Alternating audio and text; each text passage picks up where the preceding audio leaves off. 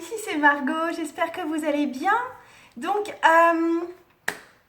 cette vidéo, elle fait partie d'une série. J'ai commencé une série de vidéos où je me prends moi-même comme exemple pour illustrer le travail que je fais avec vous dans mon accompagnement qui s'appelle Mon ombre en lumière. Donc, pour vous dire brièvement de quoi il s'agit, Mon ombre en lumière, c'est un accompagnement donc avec moi où je vous permets, si vous avez déjà commencé une évolution intérieure, une évolution spirituelle, mais que vous ne constatez pas de changement dans votre vie matérielle, moi, ce que je vous permets, c'est de mettre à jour ce qui reste caché pour vous, de travailler vraiment sur votre part d'ombre pour pouvoir enfin l'intégrer pleinement en vous et du coup pouvoir avancer dans le concret, enfin. Donc, aujourd'hui, j'ai travaillé à l'avance et donc là, je vous présente ce qu'on fait vraiment lors du second rendez-vous, les choses que vous allez pouvoir désamorcer lors du second rendez-vous. Donc, si vous n'avez aucune idée de ce dont je parle, je vous invite à voir la vidéo que j'ai fait précédemment sur le fait de cheminer avec le pape.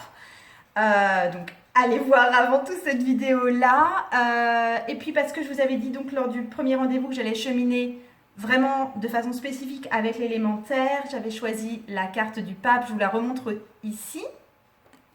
Et je vous avais pas montré les pierres, donc l'œuf de Yoni en jade, ça c'est mon joli œuf de Yoni en jade, une pierre de jade aussi tout simplement. Et puis mon échelle de sorcière qui a été réalisée par Ginger Funfire, elle est sur Etsy et elle est sur Instagram. Donc avec des pierres d'obsidienne et œil de tigre. Donc voilà, c'est très très très terrestre. Et celle-là par contre je la porte quasiment tout le temps sur moi depuis que j'ai commencé ce travail. Donc, et je travaille avec un objectif qui est le suivant, je vous le lis.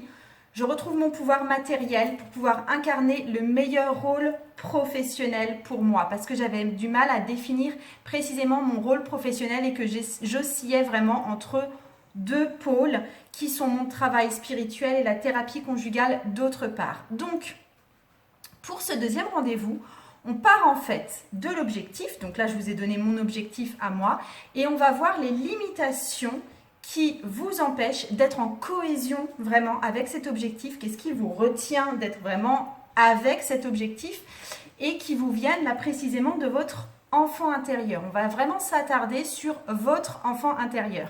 Je vous montre ici ce que ça a donné pour moi, je vous explique ce que j'ai découvert. Et sachant qu'ensuite, pour moi, ça a été suivi d'une phase de libération énergétique que j'ai fait seule, que je ne fais pas ici devant la caméra, et que vous ferez avec moi si vous faites ce travail avec moi. Donc, déjà, première chose que je voulais vous dire, c'est que j'ai découvert qu'il y avait vraiment deux âges marquants et deux, quelque part, faits marquants qui m'empêchaient d'être alignée avec cet objectif. Donc, il y avait l'âge de 6 ans, il y avait l'âge de 11 ans. Qu'est-ce que j'ai découvert par rapport à l'âge de 6 ans? Eh bien, j'étais en dernière année de maternelle. Et en fait, je me suis fait...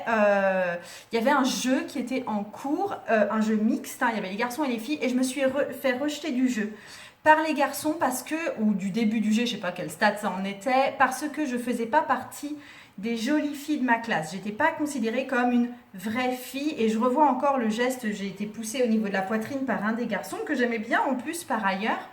Mais voilà, j'ai vraiment été très repoussée. C'est pas ce qui m'est arrivé de plus violent hein, physiquement quand j'étais petite, mais disons que ça m'est resté ce fait d'être vraiment repoussée. Alors j'avais déjà parlé de mon rapport à ma féminité dans une autre vidéo sur mon enfant intérieur qui est également sur YouTube que vous pourrez aller voir. Je crois qu'elle s'appelle juste les traumatismes de mon enfant intérieur ou quelque chose comme ça. Mais j'en ai déjà parlé.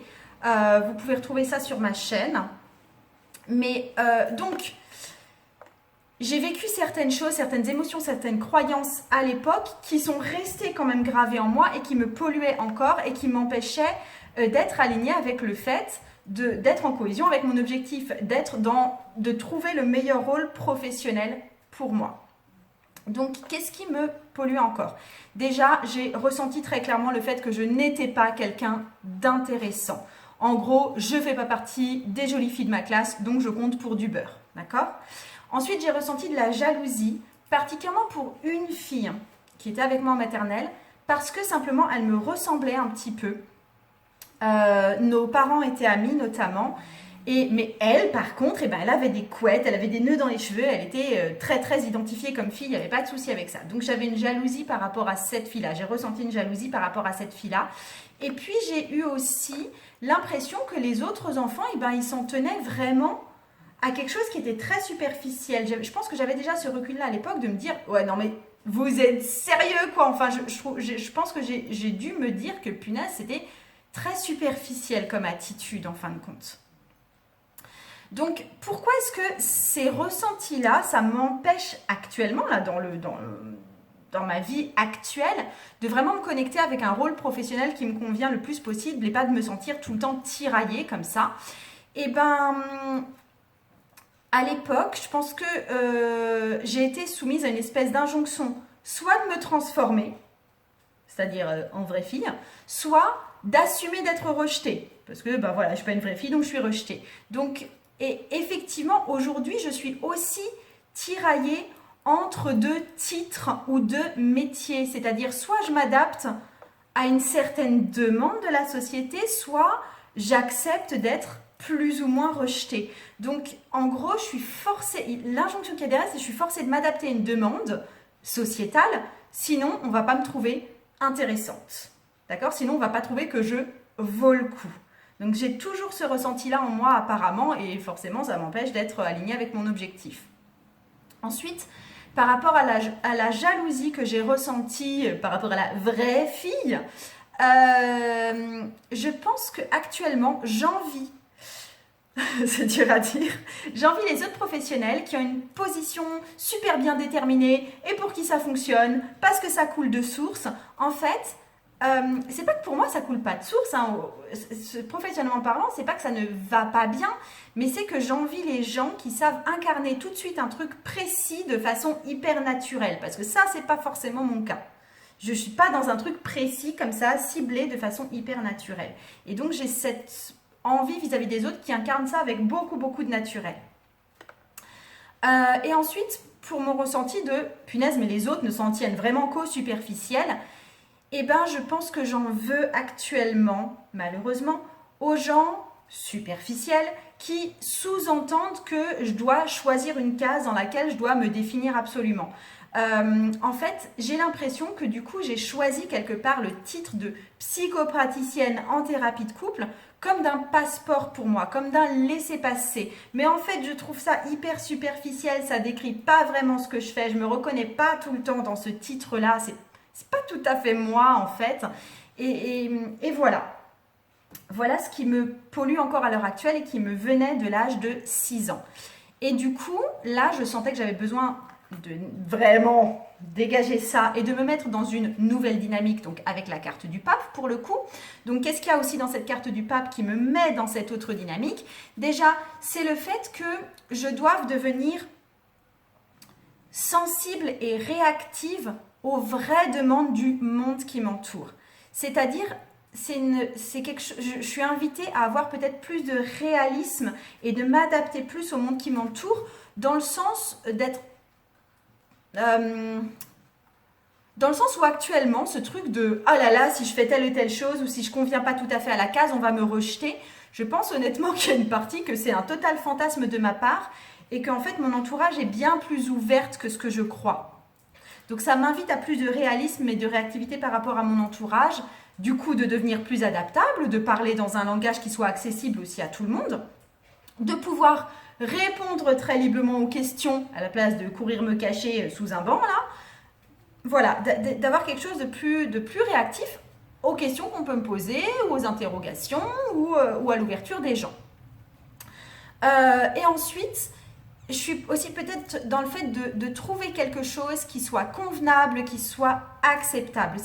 C'est-à-dire de trouver vraiment le rôle professionnel qui me convient à moi et qui convient en même temps aux autres autour de moi. Parce que j'ai malgré tout quand même besoin de m'insérer dans ce monde. Ça ne m'intéresse pas de faire un truc totalement en dehors, de juste dans mon coin à moi et pour mon bien à moi. Donc vraiment trouver quelque chose qui soit acceptable pour les deux parties, à la fois pour moi, ma convenance à moi, et à la fois pour la convenance de mon entourage, du monde extérieur, d'une clientèle, etc. Et donc que ça, c'est tout à fait possible et c'est bien incarné aussi par cette carte du pape. Donc c'était un bon gros morceau déjà de prendre conscience de tout ça et de devoir libérer tout ça. Ensuite, pour l'âge de 11 ans, je vous avais dit qu'il y avait deux parties, une partie 6 ans, une partie 11 ans. Et ben 11 ans, c'est la joyeuse entrée en 6e que vous avez dû connaître aussi. Et à cette époque-là, de mon entrée en 6e, j'ai connu vraiment un gros décalage avec ce que j'avais pu vivre en CM2. En CM2, honnêtement, ce côté féminité, là, oui, j'étais dans ma féminité pendant mes années de primaire. J'avais des cheveux très longs, j'avais des petits copains qui me couraient après. J'étais vraiment partie, je faisais vraiment partie des filles qui étaient appréciées et reconnues dans mon école et dans ma classe. Et je me suis retrouvée en 6e et tout d'un coup, l'ambiance a changé. Tout d'un coup, j'étais plus quelqu'un de populaire, hein. C'est le moins qu'on puisse dire. Tout d'un coup aussi, la mode, les vêtements qu'on porte sont devenus très très très importants pour tout le monde et je n'étais pas à la mode. Ce qui s'est aussi passé, c'est que en parallèle de ça, de ce sentiment-là, j'ai subi des attouchements de la part d'un garçon qui était un peu plus âgé que moi. En fait, j'étais en 6e, lui il était en 5e et c'était aussi un ami de la famille. Donc voilà, c'est un peu ça l'ambiance de ma 6e. Et du coup, qu'est-ce que j'ai vécu à l'époque qui fait qu'aujourd'hui, il y avait toujours un malaise vis-à-vis de mon positionnement professionnel. Première chose, je me sentais invisible. C'est-à-dire que j'avais cette idée que les gens en général ne me remarquaient plus, les garçons ne me remarquaient plus parce que c'était quand même important pour moi. J'étais sans doute moins jolie, ou en tout cas peut-être que je me trouvais moins jolie, ou on m'avait moins dit que j'étais jolie, ou un truc comme ça. J'étais évidemment moins populaire, je n'étais pas à la mode, ça va sans dire.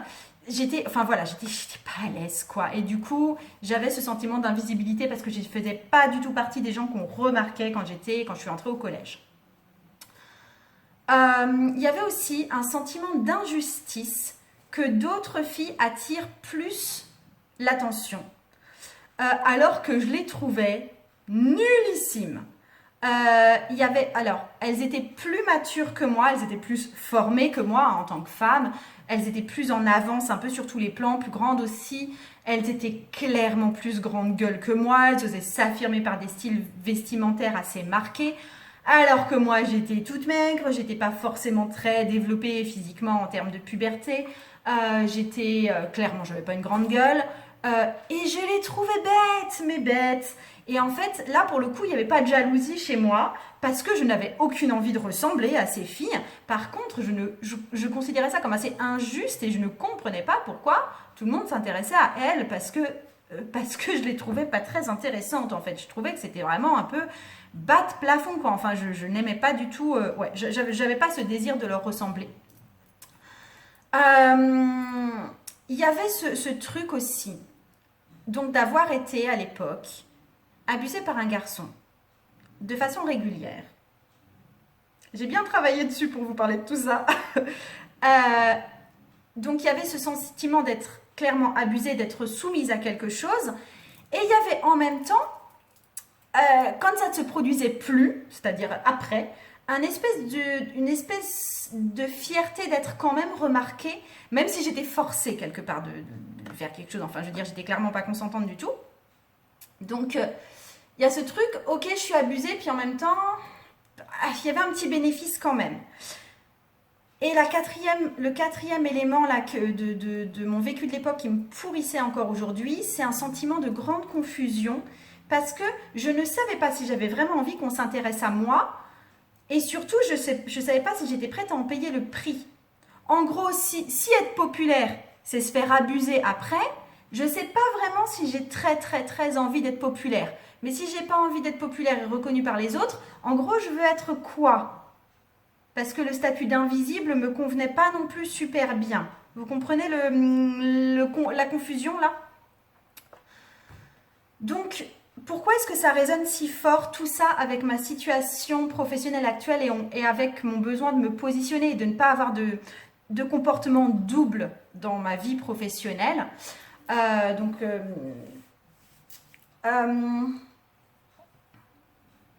En fait, déjà, il y avait cette peur parce que j'évolue professionnellement parlant et je pense que cette évolution me fait très très peur parce que si j'accepte de changer d'étiquette professionnelle, de me donner quelque part un autre titre, et bien quelque part ça équivaut à revivre une entrée en sixième, reprendre tout à zéro, repartir avec un nouveau groupe, etc.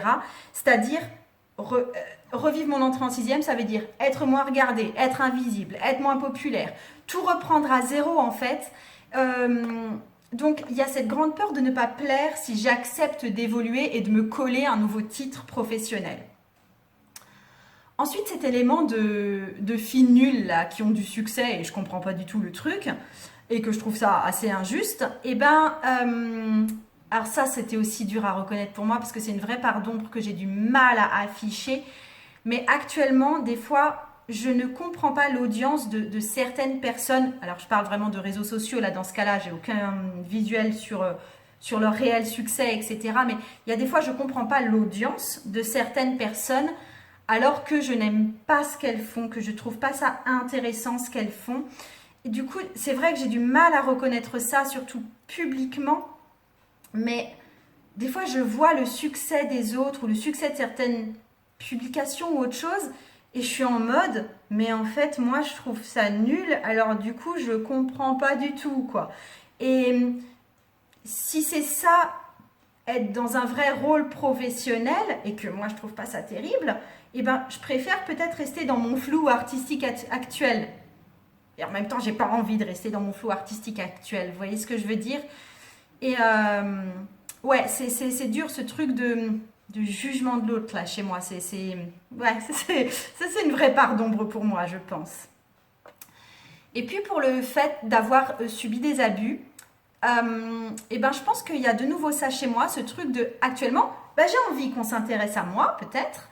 Et puis, non, j'ai l'idée que si je veux qu'on s'intéresse à moi, je dois aussi accepter qu'on dépasse les limites et les limites de ce que je veux faire ou pas faire, et qu'on me force peut-être à faire des choses que moi je veux pas faire, ou qu'on me fasse rencontrer des gens que je veux pas rencontrer par exemple. En gros, si je veux qu'on s'intéresse à moi, je suis obligée de transgresser mes propres limites comme mes limites ont été transgressées à l'époque par un mec qui s'intéressait enfin à moi. D'accord? Donc je donne des exemples de limites qui ont été dépassées dès que je me suis peut-être trop affirmée dans le monde de la spiritualité ou du tarot, etc. On m'a... Ah, je sais pas, par exemple, on m'a taxée de voyante ou de médium ou des choses comme ça et je ne suis pas voyante et je ne suis pas médium et je n'aime pas qu'on me colle ces étiquettes-là et je n'ai pas envie de prédire l'avenir et je n'ai pas envie de répondre à des questions du style quand est-ce que je vais mourir. Du coup, et en plus, je me retrouvais avec des questions qui correspondaient pas du tout à mon profil alors que moi, j'ai envie de faire des choses assez fines au niveau psychologique, etc. Et du coup, j'ai l'impression que si je m'expose comme travailleuse spirituelle, on va dire ça comme ça, je m'expose aussi à être abusée dans mon identité professionnelle. D'où aussi, alors je reviens sur ce que j'ai dit, pour toutes les personnes qui sont voyantes, pour toutes les personnes qui sont médiums, sérieusement, je respecte profondément votre travail et ça, là-dessus, il n'y a pas de jugement de ma part. Au contraire, il y a plutôt une forme d'admiration, d'avoir accès à certaines visions de l'avenir et tout. Ouais, c'est quelque chose que j'admire, mais c'est quelque chose auquel moi, je n'ai pas accès et auquel je ne participe pas. Et j'ai pas envie qu'on me mette cette étiquette-là. Et les gens qui sont attirés par cette étiquette-là, je sens profondément que je ne suis pas en adéquation avec eux. D'accord? Là, il n'y a pas de jugement envers les professions, il y a plutôt un système d'adéquation qui ne marche pas pour moi. Ouais, donc d'où le sentiment aussi de confusion, le fait d'avoir peur d'être effectivement abusée dans mon identité professionnelle. C'est que donc à l'époque en sixième, je m'étais dit que vouloir être soit féminine, soit populaire, c'était du coup être abusée. Là, je me dis peut-être que être travailleuse spirituelle, entre guillemets, c'est accepter que parfois on ne me respecte pas professionnellement. Ou accepter que peut-être on me monte du doigt parce que c'est pas quelque chose de conventionnel, de conventionné. Et je sais pas si je suis prête à payer le prix de cette étiquette spirituelle qui est moins protégée que celle d'être psychopraticienne en thérapie de couple. Donc, la nouvelle dynamique dans laquelle j'avais besoin de me mettre, justement avec la carte du pape, donc là, il s'agit vraiment de se créer une nouvelle réalité à un niveau énergétique. Donc c'est un travail énergétique que je fais en plus là de mon travail de détective, on va dire, de mon travail de découverte de soi. J'ai besoin d'être dans une réalité où on va m'interroger avec tact et respect sur mon métier. Vraiment. Donc ça, déjà, j'ai vraiment besoin de l'ancrer chez moi, cette énergie de tact, de respect. J'ai besoin de me sentir soulagée, de constater qu'on ne va pas transgresser mes limites. Et j'ai aussi besoin d'être calme, posée, sûre de mon identité. Et j'ai besoin d'attirer des personnes qui sont vraiment en adéquation avec qui je suis et avec ce que je propose. Donc, j'avais vraiment, quand j'ai fait une visualisation là-dessus, et je me suis vraiment vue comme une pièce d'un puzzle en fait, de trouver ma place en tant que pièce de puzzle qui convient parfaitement au milieu dans lequel elle est. Et les choses qui peuvent se rattacher à moi ne sont que des choses qui me conviennent parfaitement parce que seule la pièce de puzzle qui convient peut s'imbriquer dans une autre pièce de puzzle. Donc il y avait vraiment ça. Donc que je me créais comme nouvelle réalité énergétique, on va dire. Donc voilà. Voilà pour le travail que j'ai fait au niveau de mon enfant intérieur sur ma problématique de trouver vraiment ma bonne place professionnelle, là, terrienne. Honnêtement, c'est vraiment un gros truc de me livrer à vous comme ça. Mais j'espère que ça vous éclaire sur le travail que je peux faire avec vous. Ouais. Donc, je vous dis à bientôt pour la vidéo 3, où cette fois, donc, qui ressemblera au rendez-vous numéro 3 que je propose. Mais pour cette fois, j'aurai plus recours à l'outil tarot et plus recours aussi à l'outil astrologie. Donc si ça vous intéresse de faire ce travail mon ombre en lumière avec moi, le lien est en dessous de toute façon. Franchement, ça vaut le coup. C'est très libérateur, très profondément transformateur. À bientôt.